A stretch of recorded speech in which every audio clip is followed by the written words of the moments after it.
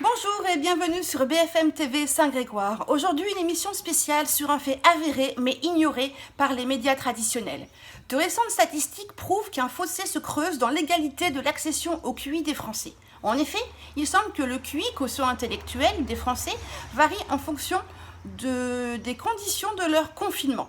Une forte baisse de QI est constatée chez les personnes confinées uniquement avec leurs animaux de compagnie, au point que l'OMS évoque désormais une possible pandémie de détresse intellectuelle.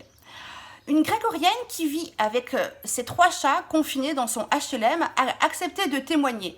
Bonjour madame, vous pouvez un peu nous expliquer votre situation ?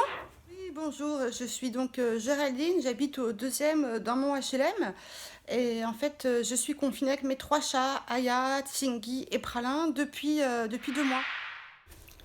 Oui, comme vous pouvez le constater dans ces images, depuis bientôt 2 mois, pour occuper mes chats, moi je n'ai que la canne à pêche, le lancer de souris ou le plumeau qui en plume se déplume très vite. Alors que les parents confinés avec des enfants scolarisés, je pense qu'ils ont pu enrichir leurs compétences intellectuelles. En effet, ceux qui ont commencé avec le présent simple en conjugaison au début de confinement, ils ont pu réviser le subjonctif plus qu'imparfait et en sont même au futur plus que conditionnel.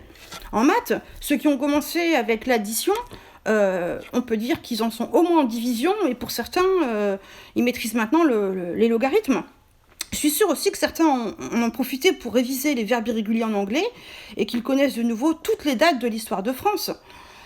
Oui, donc grande inégalité dans l'acquisition de compétences intellectuelles en cette époque de confinement. En plus, il faut quand même savoir que jouer avec des chats, c'est un peu comme Disneyland. En effet, le temps que le chat calcule le carré de l'hypoténuse en fonction du théorème de Thalès avant de sauter sur le plumeau que vous lui tendez, c'est des fois le même rapport temps-plaisir que chez Disney. 3/4 d'heure de fil pour 2 minutes de frisson. Donc voilà, c'est pas toujours facile. Mais quand même, heureusement, quand on veut vivre sa vie d'humaine, il y a le jouet Kong. C'est ce que j'appelle le joystick du chat, le Game Boy du chat, où là, vous êtes tranquille pour un bon moment, en fait. Là, c'est le pied pour les chats et pour l'humain.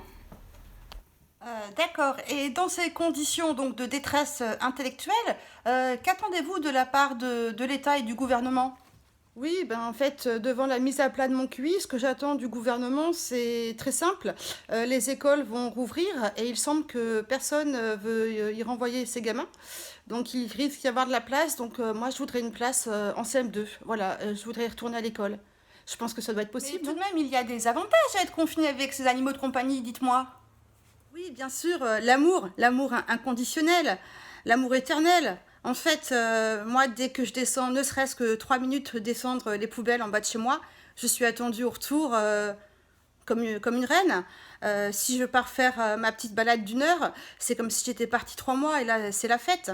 Qui peut se targuer dans les familles, les couples confinés, d'être autant attendu juste après 3 minutes de descente aux poubelles? Il n'y a que les chats qui vous offrent ça. C'est l'amour. Merci beaucoup pour ce témoignage plein d'émotions et de bon sens. C'est ainsi que s'achève cette émission, non sans une petite page de publicité, comme je vous le disais hier, pour couvrir les énormes frais de production. À très bientôt. Au revoir. Bonjour, je suis votre super copain de confinement. Et oui, c'est moi, Curly. Vous me reconnaissez? Le biscuit apéro.